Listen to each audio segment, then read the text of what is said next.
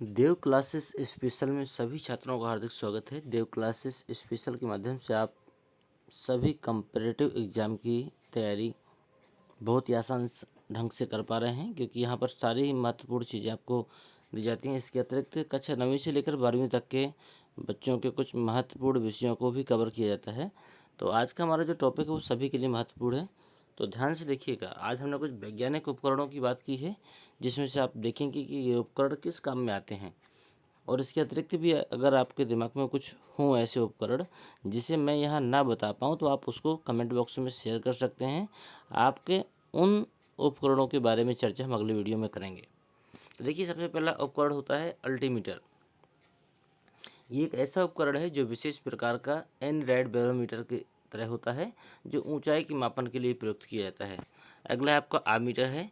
ये विद्युत धारा की शक्ति नापने के लिए होता है, शक्ति मापन का होता है। एक होता है एनीमोमीटर, ये वायु की दिशा एवं गति को मापता है। देखिए, ये सारे जो उपकरण हैं या सारे वैज्ञानिकों के नाम हैं, ये सारी चीज़ें कहीं ना कहीं कॉम्पिटिटिव एग्जाम में पूछी जाती हैं, और एक एक चीज़ को पढ़ने के लिए हमें कई कई किताबों को खंगालना पड़ता है, तब जाके हमें इन चीज़ों की जानकारी प्राप्त होती है। लेकिन उन्हीं का कलेक्शन आपको यहाँ दिया गया है, तो आप ध्यान से देखिएगा, एक एक चीज़ आपके लिए महत्वपूर्ण है। अगला है ऑडियोमीटर। ऑडियोमीटर आपकी श्रवण भिन्नता को मापने का यंत्र होता है। अगला है बैरोमीटर। बैरोमीटर में आप वायुमंडलीय दबाव नाप सकते हैं, वायुमंडलीय दबाव मापन का यंत्र है। अगला है बाइनोकुलर्स। ये आंखों पर लगाया जाने वाला चश्मा होता है जो वस्तुओं को बड़ा करके दिखाता है। बाइनोकुलर्स आंखों पर एक ऐसा चश्मा है जो आंखों पर लगा हुआ ऐसा चश्मा है जो वस्तुओं को बड़ा करके दिखाता है। अगला है कैलोरीमीटर। ये ऊष्मा को मापने वाला यंत्र होता है। अगला है क्रोनोमीटर। ये एक प्रकार की घड़ी है जो बिल्कुल सही समय बताती है, और इसका प्रयोग समुद्र के देशांतरी रेखा को निश्चित करने के लिए किया जाता है।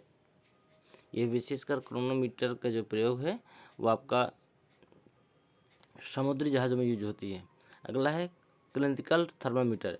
ये शरीर के तापमापन में काम आता है। अगला है कलरीमीटर, जो रंगों की तीव्रता की तुलना करने वाला यंत्र होता है। अगला है कंप्यूटेटर।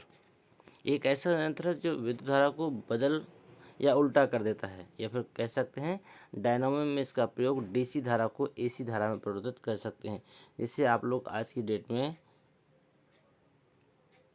कन्वर्टर भी कहते हैं। अगला है कंप्यूटर।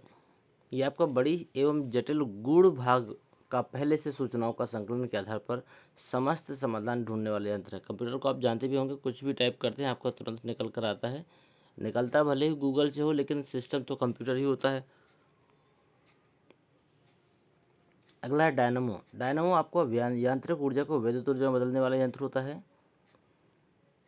अगला डायनोमीटर। ये विद्युत शक्ति नापने का यंत्र होता है। अगला इलेक्ट्रोस्कोप। इलेक्ट्रोस्कोप आपका विद्युत आवेश को समाप्त करने वाला यंत्र होता है। अगला गैल्वेनोमीटर। ये भी आपका विद्युत धारा को मापने वाला यंत्र होता है। अगला हाइड्रोमीटर। ये आपके द्रवों की अपेक्षाकृत घनत्व मापने वाला यंत्र होता है। उम्मीद करते हैं आप लोगों को चीज़ें समझ में आ रही होंगी। ये चीज़ें आपके लिए महत्वपूर्ण भी हैं, तो आप सभी बच्चे जो भी इस वीडियो को वॉच कर रहे हैं, देख रहे हैं, एक बार वीडियो को लाइक करें और अपना एक कमेंट ज़रूर छोड़ें, क्योंकि आपका कमेंट हमारे लिए बहुत ही महत्वपूर्ण मायने रखता है। और मैक्सिमम लोगों को इस वीडियो को शेयर भी करें, क्योंकि मेरी बार बार कहने की भी आदत नहीं है। तो मैं तो चाहूँगा कि अगर आपके पास कोई ऐसा छात्र है जो वास्तव में कॉम्पिटिटिव एग्जाम की तैयारी कर रहा है, या फिर आपके मोबाइल पे कुछ ग्रुप ऐसे हैं जो छात्रों के हैं, तो आप इस वीडियो को ज़रूर शेयर करें, ताकि इसका बेनिफिट और बच्चे भी ले सकें, और कहीं ना कहीं मेरा सहयोग भी आप सभी तक पहुँचे। देखते हैं आगे। अगला हाइड्रोफोन।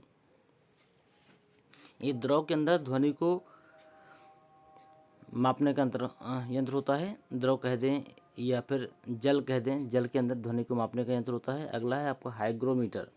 हाइग्रोमीटर का काम होता है वातावरण में सापेक्षिक आर्द्रता मापने का यंत्र होता है ये। अगला हाइड्रोस्कोप। ये वातावरण में आर्द्रता में होने वाले परिवर्तनों को दर्शाता है। लैक्टोमीटर। ये आपका दूध के सापेक्षिक घनत्व, मतलब दूध कितना असली है और उसमें कितना पानी है, कह सकते हो इस तरह। या दूध की वास्तविकता बताने का यंत्र होता है।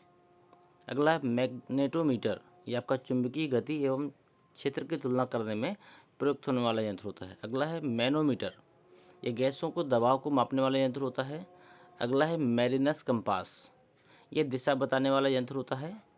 मार्ग का पता इससे चल सकता है। संकेतक में एन का अर्थ उत्तरी ध्रुव और एस का अर्थ दक्षिणी ध्रुव का, इसको आप लोग कंपास के नाम से भी जानते हैं।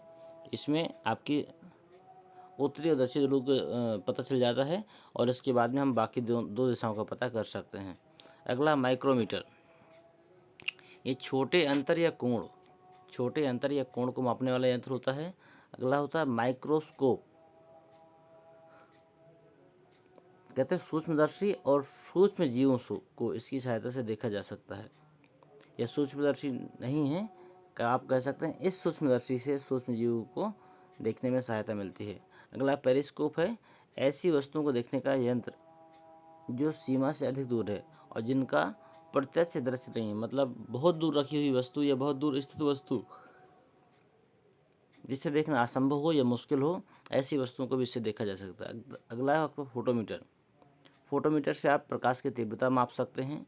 अगला है प्लेंटीमीटर, ये एक ऐसा यंत्र है जिससे समतल क्षेत्र का मापन किया जाता है। प्लेंटीमीटर से समतल क्षेत्रफल का मापन किया जाता है। अगला है पायरोमीटर, ये आपका सौर विकिरण को मापने वाला यंत्र होता है। अगला है आपका पायरोमीटर, ये उच्च तापमान को मापने वाला थर्मामीटर होता है। अगला होता है क्वाड्रेंट, ये आपका उच्चतांश एवं कोण, यह नौ परिवहन, मेन चीज़ आप ध्यान दीजिएगा, इसको नौसेना में यूज़ किया जा सकता है। ये खगोलकी को मापने वाला यंत्र होता है। अगला क्वार्टर क्लास रेडियो, ये आपके बहुत सही समय बताने वाली मापने का यंत्र होता है। ये इसे घड़ी भी कह सकते हैं, या फिर आप इसे रेडियो की बात करें तो बहुत इसके माध्यम से हम लोग समय को काफ़ी हद तक सार्थकतापूर्वक माप सकते हैं। इसके अलावा कुछ और चीज़ें भी हैं।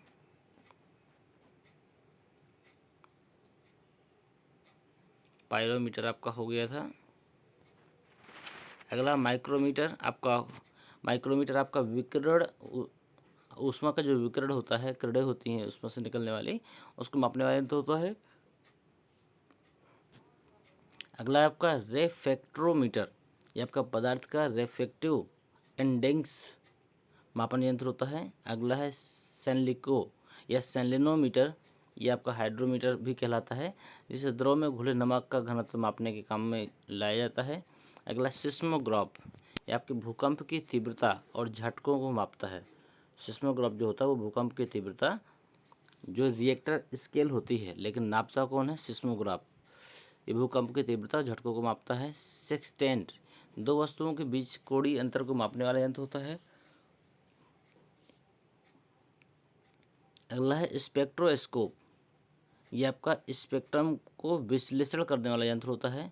अगला है स्फेरोमीटर, आकाशीय वस्तुओं की गोलाई वक्रता को सही मापन वाला यंत्र होता है ये।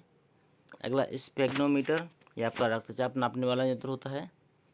अगला है स्टेथोस्कोप, इसका काम होता है दो विमाओं वाले चित्र की गहराई और ठोसता मापन का यंत्र होता है। अगला स्टेथोस्कोप, ये आपका हृदय एवं फेफड़ों की ध्वनि सुनने का चिकित्सीय उपकरण होता है। मैं आपके साथ एक बात और शेयर करना चाहूँगा। मैं आपको एक वीडियो में इतनी सारी चीज़ें दे जरूर रहा हूँ, लेकिन ये सारी चीज़ें आपको एक बार में याद नहीं हो सकती हैं। तो मैं चाहता हूँ कि ये जो जितनी भी चीज़ आप इस वीडियो में देखें उसको किसी न किसी नोटबुक में ज़रूर नोट करें, और इसके साथ में इनमें कुछ कुछ चीज़ों को डेली रिवीजन में लाते जाएं तो ये चीज़ें आसानी से याद हो सकती हैं, क्योंकि ये सारी चीज़ें बहुत ही महत्वपूर्ण हैं। और नो डाउट कोई भी परीक्षा हो, कोई भी एग्ज़ाम हो, कोई भी कॉम्पिटिटिव एग्ज़ाम हो, ऐसा हो ही नहीं सकता कि इनसे 2-4 प्रश्न आपके ना बने। और उन्हीं 2-4 प्रश्नों के लिए हम लोग पूरी की पूरी किताब और कोई ना कोई कोचिंग इंस्टीट्यूट को भी ज्वाइन करते हैं, जिसमें से हमें बहुत लंबा पैसा खर्च करना पड़ता है। लेकिन ये छोटी छोटी चीज़ों को यदि हम अपने दिमाग में डालें और अगर लिखने की आदत डालेंगे तो यही छोटे छोटे अंक हमें एक बहुत बड़ी सफलता दे सकते हैं। तो अगर आप इस वीडियो में दी गई सारी जानकारियों को किसी नोटबुक में नोट करें, और इसके अतिरिक्त सारा तो नहीं, प्रतिदिन की ज़्यादा नहीं, अगर 10 भी याद करेंगे, 10 पॉइंट भी आप याद करेंगे, तो मुझे पता है 10 नहीं 5 याद करेंगे तो भी ये एक हफ्ते में समाप्त होने वाला है। मैं ये नहीं कहता हूँ कि इसको आप एक दिन में समाप्त करो या फिर इसको आप एक वर्ष में समाप्त करो। मैं तो कहता हूँ इसको डेली मात्र 5 देखिए, छठवां नहीं देखना आपको। लेकिन जब अगले दिन आप 5 देखें तो पहले वाले 5 को भी रिवीजन में लाना है। इस प्रकार दूसरे दिन 10 हो गए, तीसरे दिन इस प्रकार 15 हो गए और एक दिन ऐसा आएगा जिस दिन ये आपको सारे याद होंगे। तो ये मान के चलिए 4 नंबर तो कम से कम पक्के, ये तो आने ही आने हैं।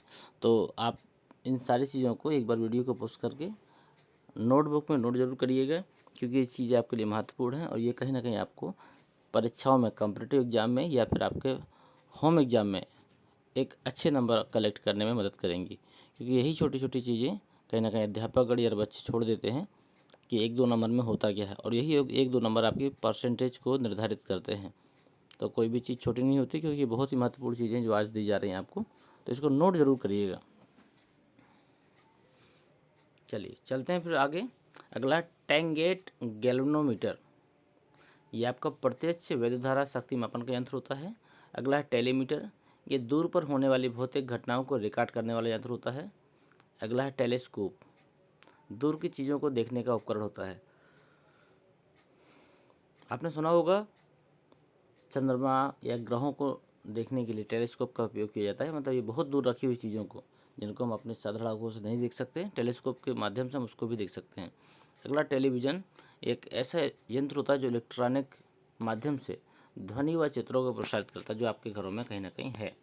अगला थर्मोस्कोप, या आयतन के अनुसार पदार्थ के तापमान को मापने का यंत्र होता है। अगला थर्मोस्टेट, ये एक ऑटोमेटिक उपकरण होता है जो स्थिर तापमान को संचालित करता है।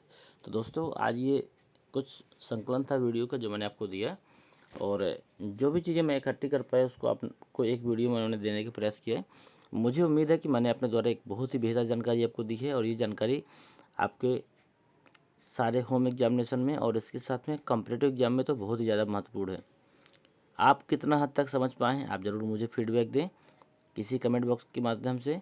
और इसके अतिरिक्त यदि आपके पास भी ऐसी कोई जानकारी है तो मैं अपना नंबर आपके साथ शेयर करता हूँ, 9919425442, 9919425442।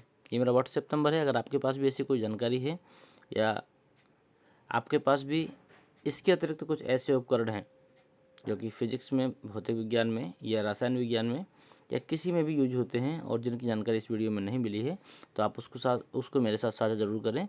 मैं उसको अगले वीडियो में ज़रूर आपके सभी दोस्तों के साथ शेयर करूँगा इस एक वीडियो के माध्यम से, और आप लोगों का नाम भी उसमें ज़रूर दिखाया जाएगा कि आपके द्वारा इस जानकारी को दी गई थी। जो तो इसी साथ मैं इस वीडियो को समाप्त करता हूँ। मिलता हूँ आपसे अगले वीडियो में, और उम्मीद करता हूँ कि ये चीज़ आपके लिए बेहतर होंगी और आप सभी लोगों को शेयर ज़रूर करेंगे, और जितने भी बच्चों ने अभी तक चैनल को सब्सक्राइब नहीं किया है वो सब्सक्राइब भी ज़रूर करेंगे। धन्यवाद।